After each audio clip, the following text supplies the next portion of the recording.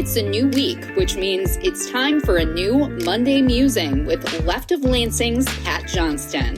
Muse away, Pat. Here's the Monday Musing for August 17th of 2026. Over the weekend, Dear Leader Trump lectured the struggling working class that paying over $4 for gasoline is now your patriotic duty to help the billionaire defense contractors, the oil and gas industry, and yes, of course, for Israel's corrupt government. Now, I'm not alone when being told that not only would a vote for Dear Leader equal lower costs for all of us, but that he'd also be the anti-war president. Please, tell me I'm not the only one living in that twilight zone. What am I talking about? We're still in the twilight zone. Higher gasoline prices, of course, boosts inflation as well. And remember, this is all done by choice. Dear Leader says he'll never apologize for doing what he calls the right thing. Right thing for whom, actually? Because it's not the working class that wanted this war or farmers who pay for the high fertilizer costs. They aren't seeing this really as the right thing. MAGA Michigan Republican Senate candidate Florida Mike Rogers, who saw it and enthusiastically celebrated getting Dear Leader's endorsement, called working class Michiganders who complain about the affordability crisis to be, quote, nuts. Yeah, that's how he feels about all of us. Sadly, a couple of establishment Democrats also call the working class the complainer class because we just want a little more fairness put back into this broken economic system.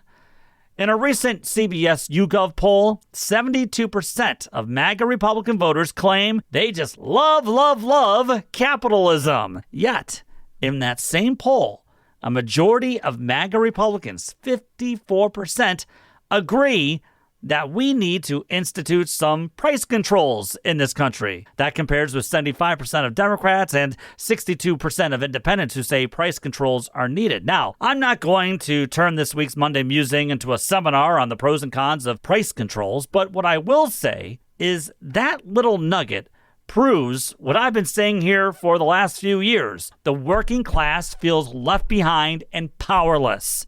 And even for MAGA Republicans who are told around the clock from Fox News and the corporate right-wing media intelligentsia of the evils of socialism, while they at the same time celebrate Social Security and Medicare, even they are still feeling like, this capitalism thing that's going on right now might be skewed against us, the working class, and more for the corporate and billionaire class known as the Epstein Class. It's always funny to me how those who keep pushing and pushing the capitalism good, socialism bad message are the ones who keep re-regulating the economy to do well for themselves as the working class keeps getting the shaft and then keeps struggling. Kind of like how oil and gas industries keep getting major tax breaks or subsidies, but yet gas prices keep getting higher and higher. Remember when Dear Leader Trump and the MAGA Republican Congress passed corporate tax cuts? They promised us that would lead to lower prices. But now Dear Leader's telling us that it's your patriotic duty to pay for higher gas prices while we build his ballroom. Oh, and at the same time, they're trying to tell everyone,